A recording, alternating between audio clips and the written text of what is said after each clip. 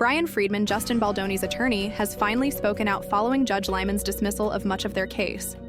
And honestly, I'm still furious. You guys know I went off yesterday. I was venting everywhere, completely scattered.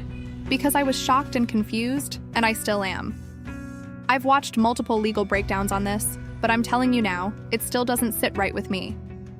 These California laws, the ones that shield people even when they make blatantly false accusations that can utterly ruin someone's career and personal life, are broken. They're unconstitutional, period. And I don't know how this doesn't eventually end up in front of the Supreme Court. This is insane. It's dangerous for anyone who runs a business, works at a company, especially if you're a man. Literally anyone can make something up, have it plastered all over the media, and you're the one who gets punished while the system protects the accuser. It's disgusting. Your whole life can burn to the ground and the courts basically shrug and tell you to move on. The press can publish anything, factual or not, and face zero accountability. Meanwhile, people like Justin Baldoni are left to fend for themselves while the real culprits hide behind privilege and legal technicalities. I'm talking about the harm this is doing to people like Jennifer Ale, Melissa Nathan, Jamie Heath, Steve Sarowitz, and all the people at Wafer Studios supporting this project. This isn't just one lawsuit, it's a perfect example of how broken this entire system is. It's run by egomaniacs, billionaires, and people who've convinced themselves that the laws don't apply to them. And you know what? They're right. This proves it. It proves what many of us have been saying for years now. If you're rich, powerful, or in the right social circles, you can bully whoever you want, legally protected the whole way. And here's the worst part. The courts won't just let it happen, they'll help.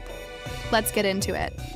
Baldoni's lawyer has officially responded to Blake Lively's very premature celebration after their countersuit was thrown out. Brian Friedman's statement came via People magazine on Tuesday, June 10th. He basically said exactly what we all suspected. Blake and her PR squad's celebration is fake.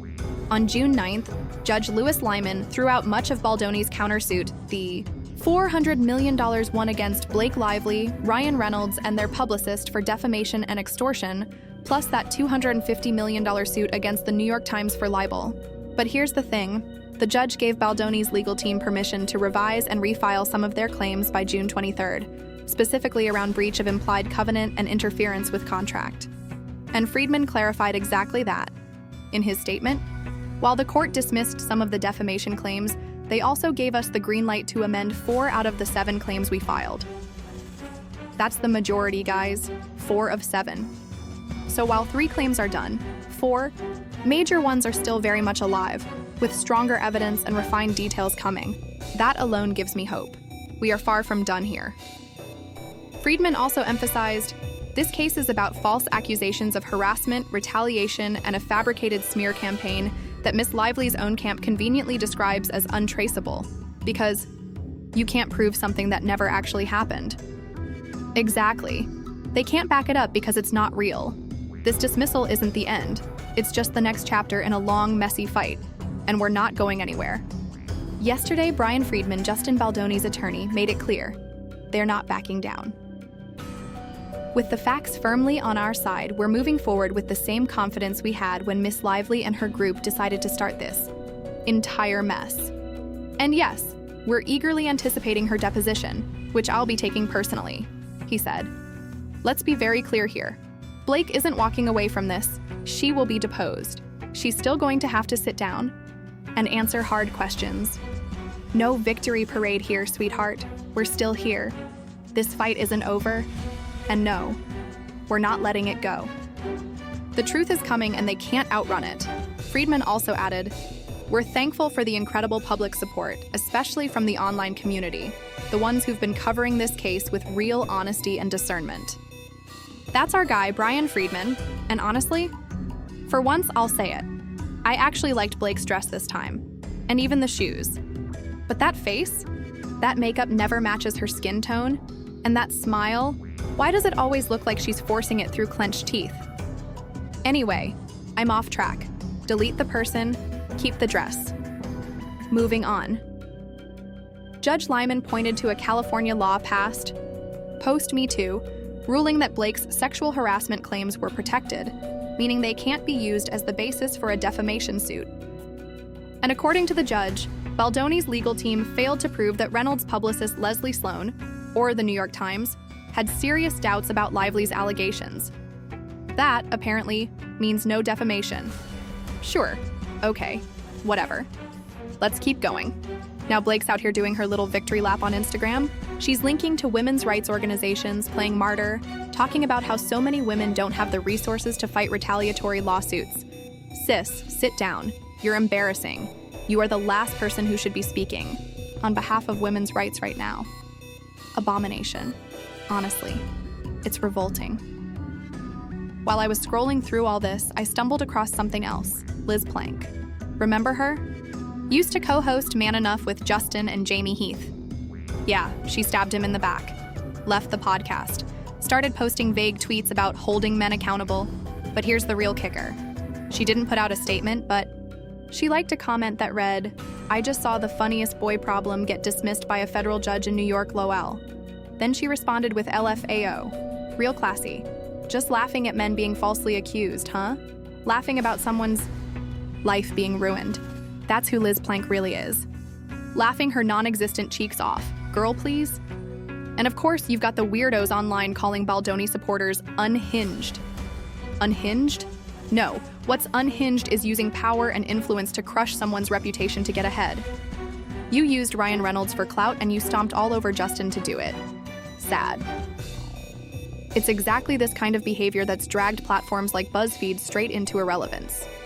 Bankruptcy, layoffs, losing their audience. No wonder. These are the embarrassing takes that drive people away from mainstream and leftist struggle bus media like BuzzFeed. What I can't understand is how these women call themselves feminists, yet support Blake Lively, who literally got 2 women fired from It Ends With Us. Jennifer Eel, Melissa Nathan, actual women, victimized by another woman's ambition. Not to mention the men involved, men who have wives, daughters, families, who've been subjected to harassment and even death threats, particularly against Steve Sarawitz's daughter. And none of that matters to them, because all they care about is power, fame, proximity to elitist celebrity circles, blonde privilege. These men hurt me. And suddenly everyone listens, even though we know it's a lie. And don't forget, Blake's own best friend, the godmother of her children, has sided with Baldoni. Why? Because the truth matters to people who actually have integrity. Karma's real, guys. It's coming. Yes, we had a setback, but a setback is not the end. This battle isn't over. We're still in this war. Seeing Brian Friedman's statement gave me exactly the boost I needed. Honestly, I had to click off some of this because it's just draining. Looking at these people makes me physically nauseous. But I'm not giving up, and neither should you. Stay encouraged. As more evidence comes out, more analysis drops. I'll break it down, we'll dig through it, and we'll find the truth. And yeah, I know this isn't my lawsuit or your lawsuit, but this fight is personal. It's emotional. So many of us have dealt with abuse, harassment, assault, and worse, not being believed. Friends, family, communities sweeping it under the rug, making us feel like the guilty ones. And so when you've been bullied, when you've lived with that silence, this resonates on a different level. Whether it was childhood, school, family, or even right now in adulthood, we know what it feels like to be powerless. And that's why we care. That's why we're standing here fighting with Baldoni and Jamie Heath. If someone actually hurts women, we'll be the first to demand accountability. But Baldoni did nothing wrong. He spent his life standing up for women, working to uplift their stories. It Ends With Us was about confronting domestic violence, about fighting for real victims, not fake smear campaigns. And you don't abandon someone who stood for us, not now, not because of one crooked judge's ruling. If we quit now, what does that say about us? That we were only here for the wins? That we don't really believe in justice? That's not who I am, and I know that's not who you are either. We don't shrink away just because it got hard. We fight on. We stand by Justin. He stood for us. We stand for him. I'm not going anywhere. Neither should you.